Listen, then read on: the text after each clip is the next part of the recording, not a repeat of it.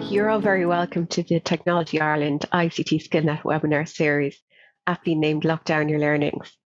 I hope you're all keeping well and adjusting to the new norm that we find ourselves in, hopefully for not much longer. Today, the aim is to lock down your learnings in SME resilience. As we are new to this webinar series, please bear with us in case there are any gremlins. But before we get started, I'd just like to point out a few things. The session will be recorded and available for distribution afterwards. So if you need to leave or your connection drops, you can pick up the webinar at a later stage. Participants are muted on entry to reduce any noise or interruptions. And there is a Q&A facility at the bottom of the screens where you can ask some questions. And at the end of the presentation, I will endeavour to answer as many as possible. I'll just start with a few words about my own background. I am a qualified accountant who has worked with SME innovators and entrepreneurs for the last 14 years. This is after an earlier career with multinationals. I'm also a business coach with the EASME, and for those of you not familiar, it's the European agency that supports successful applicants in the EIC Accelerator Grant. This is formerly the SME instrument, and Irish companies have performed particularly well in this grant programme and secured significant funding since the beginning of the H2020 grant fund. The theme of today's webinar is the resilience of SMEs. We all know it's a challenging time for all businesses, especially SMEs who do not enjoy the advantage of infrastructure support that multinationals have. Now, I'm going to talk about some fundamentals of financial management, which will assist with the practical financial planning of a business, which will help ensure business continuity until companies can ramp up operations again. Now, firstly, I will take a look at cost base. Now, I cannot emphasize enough that it's so important to know your cost base, your complete cost base. That's all costs associated with business operations. I know that some innovators and entrepreneurs have a good feel for this, but are still quite surprised when all the relevant costs are captured and totaled up. Now, there are others that would know to the cent what their cost base is, but these are a minority. But it's a good starting point, as you will need to know your weekly and monthly burn rate, and this will feed into your cash flow management and budgeting. This should be reviewed regularly and revised to reflect current situations. And just bear in mind, I have come across this before, that just because payments are not presented into your bank account and they either, hit a credit card or even pay through personal funds and claimed in expenses, do not exclude them. They are still part of your cost base. Now, in relation to your pricing model, I'm sure market analysis has assisted you in defining your pricing model and has given you insight to the price the target market would be prepared to pay for your products. Now, obviously, there are a few factors influencing price, competing products already operating in the market.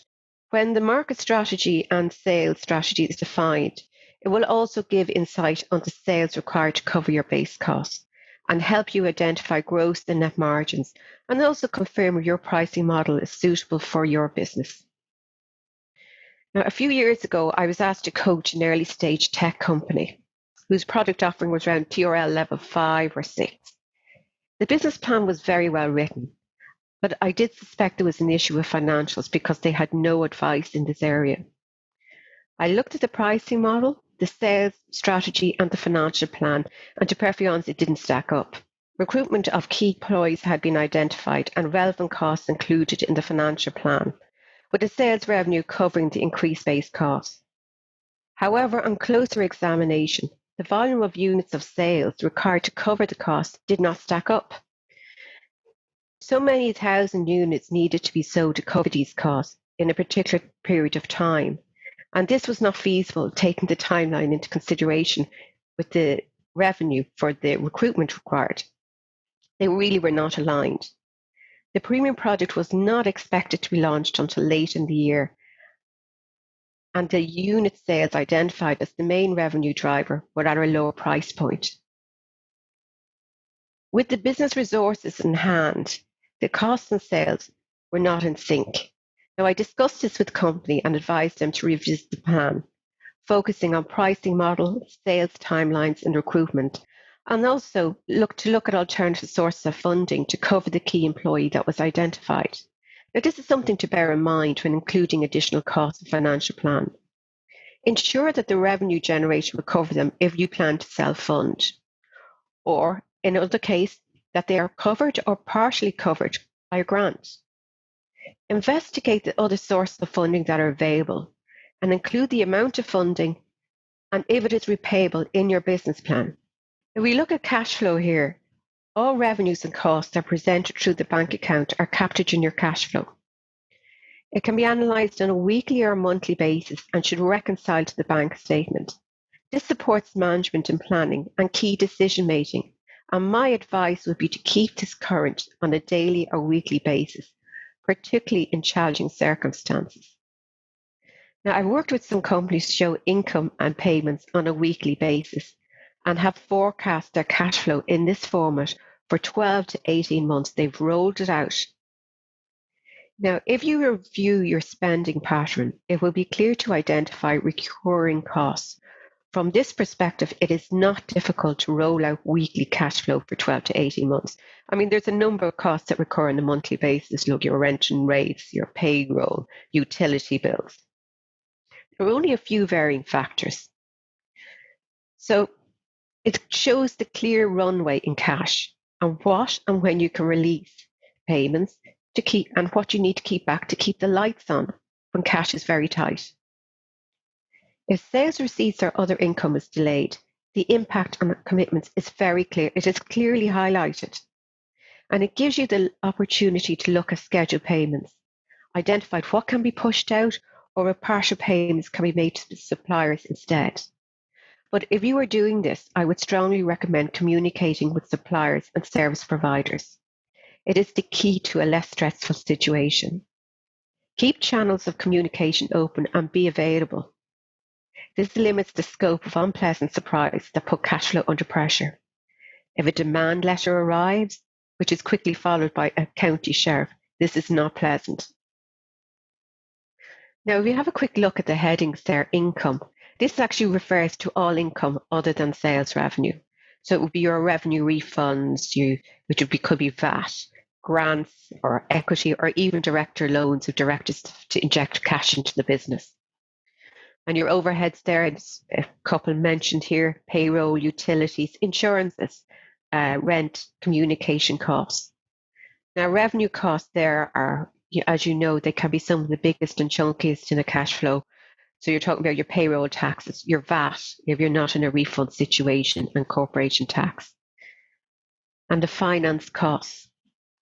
When you source finance, there always is a premium. So you'll be paying interest on loans, bank loan repayments, credit cards. So we move on there to financial statements. These are the key financial statements in a business plan, and these are a requirement to support all applications for funding without exception. All financial institutions and state agency will require a forecast financial statement. The economy is facing a medium-term challenge, not the short-term challenge as originally forecast. And businesses need to manage all aspects of operations closely for the next 6 to 12, maybe even 18 months. Now, my advice would be to create 3 scenarios of the business outcomes during this crisis: your best case, your likely case, and the worst case scenario. Then update and revise these on a monthly basis as more information becomes available and impacts on the business become clearer. Sometimes decisions may need to be made quickly, so it's important to have the cash flow and forecast P&L up to date and current. Closely track your actual performance against forecasted monthly results. Focus on your revenue, your profit, and working capital. Focus as well on cash flow and measure your performance. Assess if any of the variances in performance are due to company performance or influences of external factors. A useful tool would be to create a summary P&L with an input sheet where the sales units, headcount, and respective overhead can be changed to reflect different scenarios. A change in sales units and revenue would be instantly shown at the top and bottom line of a P&L. Likewise, changes in headcount may be through reduced hours or less employees, which show profit and loss impact straight away. Now, funding bodies, whether banks or other lending institutions, and state bodies, including EI, IDA, will want to see how you can trade out of this situation, and that your requirement for a funding injection is a short-term issue, and that is more about business continuity and being in a position to maximise business opportunities when the economy and your business sector emerges out of the crisis mode. They will want to be sure that the loan will be repaid in full within the agreed terms.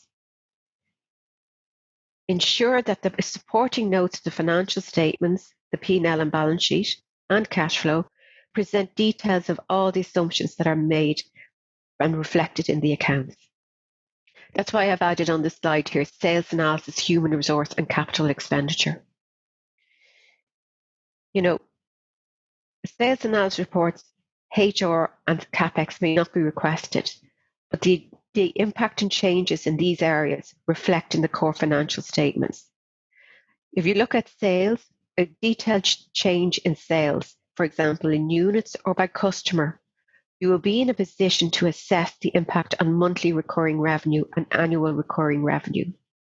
Now, any once-off or special projects that are included in your original budget for the year that may not now be happening due to budget cuts in your customer and are being deferred until next year, you need to cater for these.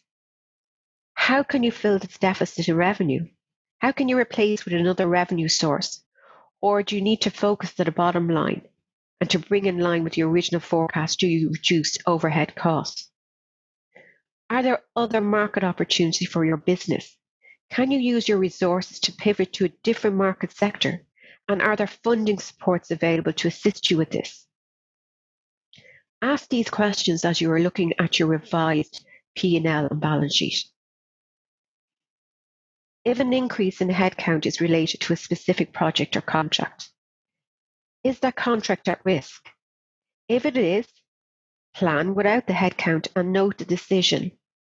Likewise, if there was a considerable CapEx planned for a particular project, and this was originally budgeted for it, this must be deferred and noted in the accounts. You have to demonstrate that there's prudent management that's catering for as much of the changing scenarios as possible. Move on there to supports. This has been very, very popular. There are several COVID-19 specific supports available to businesses. Now, I will review these briefly because many of you will be already familiar as they have received wide press coverage in recent weeks. But included in this list, there are longer term supports and short term supports that will give a company runway. And that's really what everyone is looking for at this moment in time. Now, first one there is fairly new and it hasn't been legislated for yet, but it is just about to go through the House. The tax debt warehousing by revenue. The government is to legislate for warehousing of VAT and payroll taxes debt associated with COVID-19 crisis. The amounts deferred from March will be warehoused, and under the scheme, VAT and employer tax debts deferred while a business was unable to trade or was subject to restricted trading due to COVID-19 related health restrictions, as well as debts for an additional 2 months after business resumes normal trading, will be ring-fenced by revenue. Now, this scheme is classified into 3 periods. In summer period 1, COVID-19 restricted trading. This is the period during which the business was unable to trade, was and is trading at a slightly reduced level due to COVID-19 related restrictions, and 2 months after business commences normal trading. So if you take a look at the calendar, so if you're looking from March onwards, you're looking at about 4 to 5 months of a tax debt warehouse. But all relevant returns for that period need to be filled and submitted so that the debt can be quantified, and no interest will apply for this period. Now, period 1 may vary from sector to sector and business to business, but this is all calculated in line with the roadmap for reopening society and business as announced on the 1st of May. So use those guidelines and those timelines when calculating your situation and try and assess and see, does this apply to your business and can you avail of this? Now, period 2, there is zero interest applied during this period. So, following resumption of normal trading, the outstanding VAT on employers' tax debts will be warehoused for 12 months. No collection of this debt by revenue, and there is no interest applied. But businesses are expected to pay current liabilities as they arise during this 12-month period. Keep your revenue returns up to date and ensure any tax returns are paid. Period 3, the reduced interest phase. At the end of the warehouse 12-month period, a reduced interest rate of 3% will apply to the repayment of warehouse tax until it's fully repaid. Now, just important to note here that any of you have tax clearance status, this is not going to be affected. And in addition, any refunds or repayments of tax will also be paid as they arise. A business can also choose to offset a refund or repayment against the warehouse liabilities if you wish. So there's a few different options there. Personally, I think that's a very good scheme, and it does give you a long window of opportunity to get your cash flow under control and managed. Now, the next one there are Oranjee Tax Credits. Like some of you in innovative companies will be very familiar with the Oranjee Tax Credit. There's a high percentage of companies that claim this on an annual basis. And Revenue have confirmed that they will expedite the payments of Oranjee Tax Credits. Now, some of you that are involved in this will previously have known that you had to wait 9 months after the end of the year in which the expenditure was incurred. For example, credits payable for the year ended 31st December 29 would not be repaid until September 2020 at the earliest. In most cases, not until later in the year or early the following year. And any R&D payments due, balances carried forward from financial year 2017 and 2018 would also have to be aligned with the most recent year return. But what Revenue are saying now is that the first instalment on financial year 2019 will be repaid as soon as possible and processed when the CT1 is submitted. And in addition, any credit repayments due for 2017 and 2018 will also be paid. Now, they've not given any firm timelines on this, other than stated that it will be quicker repayments. So I would advise that if you are due an Oranjee tax credit refund, to submit your CT1 as soon as it is ready. I mean, it is a welcome injection of funds that you will have earlier in the year as opposed to 6-8 months later. The next one there is the temporary wage subsidy. A significant number of companies are using this support, widely used support, 12 weeks from the 26th of March, and it's due to end in June.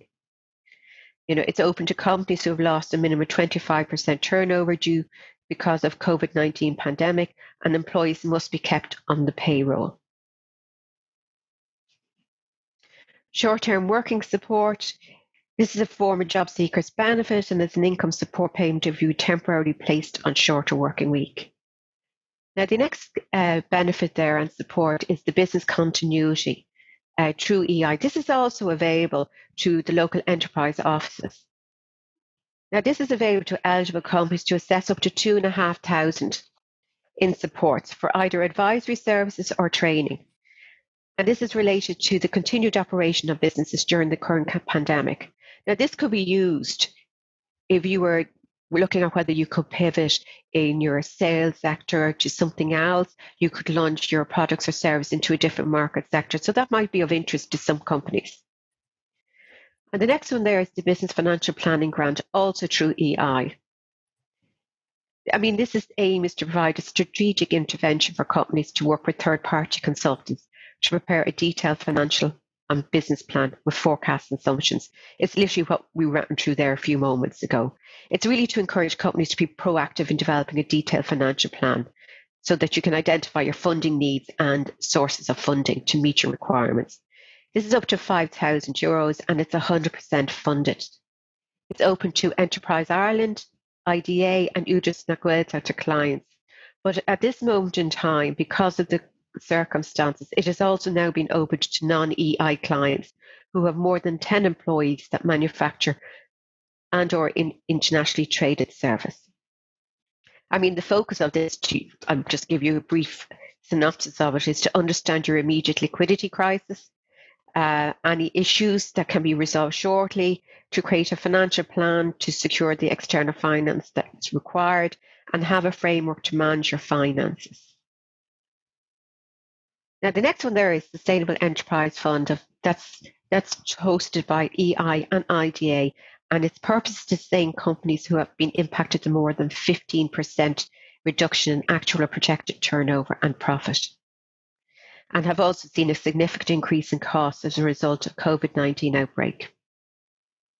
Now, the criteria is you have to have more than 10 employees, be manufacturing or be an internationally trading services sector. Now, here, SMEs must have applied for and been unable to raise sufficient finance from the market. And large companies can also apply, and they must have been unable to raise funding from financial institutions. Now, you can claim up to 800,000 available here. It is quite significant. It's a 3-year grace period on repayments, but repayment has to be made by year 5 and 4% interest applies to this loan. Now we have one there, online retail scheme, EI as well. It's a retail outlet that required an online presence, turnover of 5 million, plus 10 employees, 80% funded up to 40,000. Now, for those of you in the research and clinical area, this may be of interest. It's a rapid response research and innovation funding hosted by SFI, funding up to 200,000 for COVID-19 related projects, covering a period of 3 to 24 months duration. This is underwritten by Horizon 2020. Next one there is COVID-19 business loans from Microfinance Ireland. This is coming in at mid-level, loans between 5 and 50,000. Now, there's zero interest in repayments in the first 6 months, so that would give you additional runway. Reduced interest rate of 4.5% for LEO applicants and 5.5% in direct applications. There are fixed repayments on this, so that might be worth taking a look at as well. And now, Strategic Banking Corporation of Ireland, they host a range of business supports.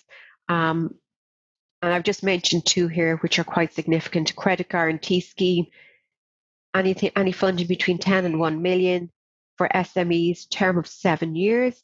Working capital loan scheme, 25,000 to 1.5 million. Now, I have skimmed through some of those. There is an awful lot more detail for each one of those on the revenue website, Enterprise Ireland IDA, a whole host of information there. So I would advise that you check out the websites for further information if any of these supports are of interest to you. And there may be more than one that's of interest. So I would advise, take a look at those and see if they are going to give you the support that you need to trade out of the COVID-19 impacts. So I'll just move on to the next one. So this is what I would suggest here is these are the takeaways which I would like you to think about, given the circumstances at the moment when you examine your own business. First one there, we all know cash is king. Know your cash flow. Can't emphasize that enough. Know your cash flow. Record the details of all cash transactions in and out of your business. Forecast your cash management for the next 12 to 18 months. Know when there is a possibility you will run out of cash and need an injection of funds. Research the supports available that will support the business through this period. Do not leave it until there is a cash crisis to investigate. It takes time to put these supports in place, so give yourself plenty of breathing space. If there is any income that may be under threat, plan for this contingency. Focus on business continuity. What funds do you need to help trade through this crisis and be ready to maximize opportunities when the economy improves? Your financial forecast. Revise your P&L and balance sheet to reflect the impact of COVID-19. Prepare different scenarios on potential outcomes as advised earlier in this slideshow. Know and understand how the business can operate through this and out the other side. Be familiar with how your sector is performing at this time. Focus on your business, what is best for your business, and do not be distracted by what your competitors are doing. Focus internally. to get your own structure correct. Be open to independent advice. Research the various supports available. Analyze what would meet your requirements and be a good fit for your business. Avail of the revenue tax warehousing scheme if you meet the requirements.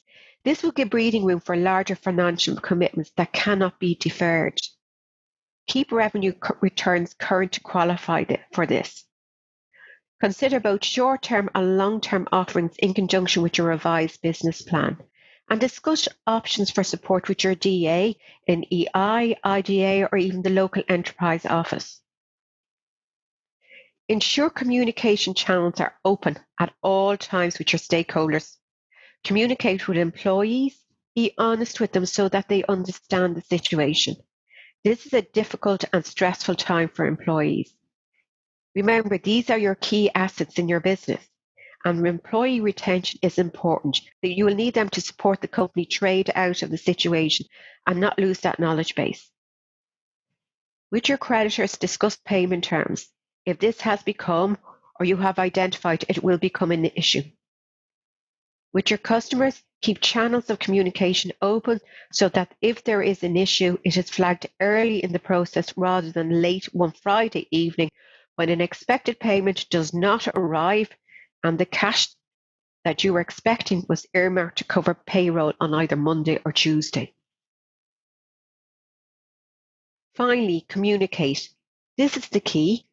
Reach out to support agencies, financial institutions, industry advocates, and supporters. Be proactive. Keep the key stakeholders in the loop on the status of the business and key developments. They can be a source of useful information, but do not let external noise distract you from your business continuity plan. Keep focused. So that's basically it for today. So we shall see if there is any questions. Protocols will add overheads to business costs. Are there grants available to offset these costs? There is a business continuity grant. Can it be used for such? No, the business continuity grant, they have not included the COVID-19 protocols. But what they have said is any onerous costs will be reviewed, and that is something that is going to be evolved now and rolled out as companies go back to business. I mean, there's a lot of noise from business and industry groups regarding this. There's a huge overhead for companies with this. I know of one building that is a general service building, and there is huge expense regarding, perspex panels, traffic light systems in corridors. This is a huge undertaking to ensure the safety of people on premises and your own employees. So yes, there is going to have to be something done on this. There have been talks about it, but nothing has been firmed up at this moment in time. I have another one here regarding Oranjee Tax Credits. Oranjee Tax Credits is widely used by a lot of innovative companies. To qualify this, there are two particular tests that you have to carry out. One would be a science test and accounting test. And basically, you have to prove that you are doing research. So there are three classifications of research: basic, applied, and experimental. And any of the expenditures that you're allocating to this has to be wholly and exclusively allocated to these projects. But you can claim back up to 25% of your qualifying expenditure, either in a refund of your payroll taxes up to the limit of the payroll taxes that you have paid in the financial year under review, or a credit against corporation tax. So this is very much worthwhile looking at. And in addition to this, there is significant resources regarding grant funding to encourage internal research and development. The key is to recruit key people in research and development and develop those skills internally. So you have to claim that within 12 months of the accounting year in which the expenditure was incurred. But also, if it is your first time to claim it, you can include the cost from the preceding year, if any of those are relevant to the projects ongoing. We may leave it at there, but what I would like to say is thank you very much for joining us. These are the webinars coming up, and I would be delighted if you could attend them. So thank you very much for your time. Thank you. Thanks for watching. If you enjoyed this webinar, please follow us on Twitter and LinkedIn to be kept up to date with all our news, events and programmes. You can also subscribe to our YouTube channel for more videos like this one.